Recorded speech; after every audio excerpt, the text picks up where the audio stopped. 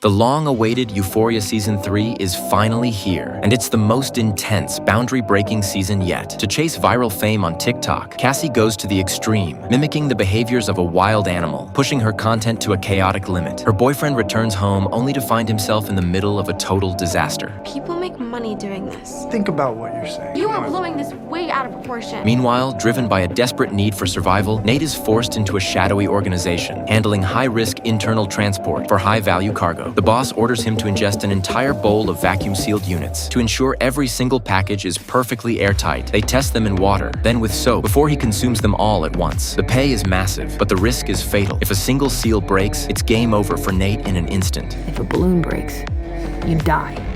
Many before him have already paid the ultimate price, yet the authorities involved only care about recovering the goods to turn their own profit on the side. Nate and Faye attempt a high-stakes border crossing, carefully navigating through the shadows to avoid detection. But a heavy blockade is waiting on the bridge, with K-9 units on high alert. The pressure is nearly unbearable for Faye. Sorry. Don't, man. I can only clench for so long. Yeah, I know, but you gotta keep that shit up there, all right? Breathe through it.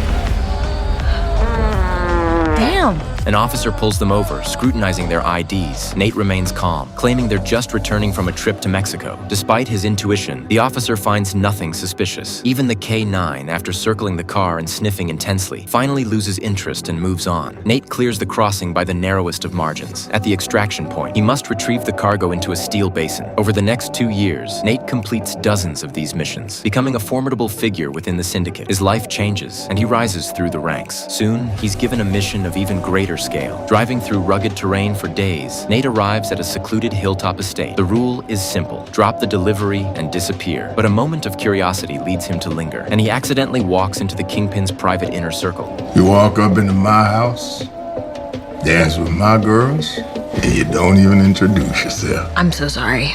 Alamo doesn't react with anger. Instead, he invites Nate to stay for a drink. Nate is tired of living in the shadows of internal transport and boldly asks for a more professional role. Just as he's making his case, Faye suddenly loses control and begins foaming at the mouth. She collapses right there on the bedroom floor, her life ending in an instant inside the estate. Because a flaw is found in the latest batch, Nate is taken away for questioning. Since he only handles the logistics and never the source, he has no answers for the failure. You know, when you started talking about how in America you can reinvent yourself, I thought, I don't know, maybe this is God.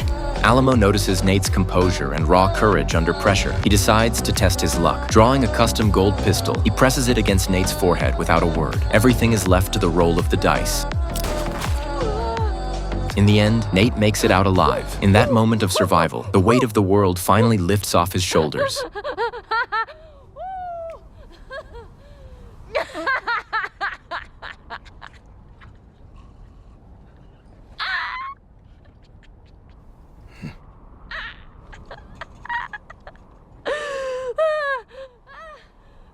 Straight twigger.